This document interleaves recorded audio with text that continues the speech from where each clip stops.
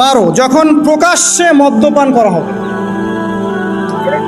আর মদ্যপানের মধ্যে ভাই সিগারেটও পড়ে, আপনার গাঁজা ইয়াবা সবই পড়ে।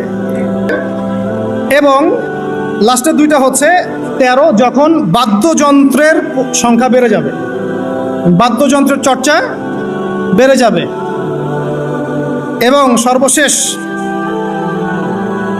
যখন গায়িকাদেরকে সম্মান করা হবে এবং উম্মতের শেষের দিকের লোকেরা, মানে আমরা উম্মতের প্রথম দিকের লোকদেরকে গালিগালাজ করব।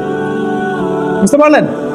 যখন মাদকদ্রব্য প্রকাশ্যে পান করা হবে, যখন আপনার রেশমি কাপড় পুরুষেরা পরবে, যখন বাদ্যযন্ত্র তৈরি করা হবে, চর্চা করা হবে এবং গায়িকাদেরকে সম্মান করা হবে, এবং যখন এই উম্মতের শেষের মানুষেরা উম্মতের প্রথম দিকের মানুষদেরকে গালিগালাজ করবে।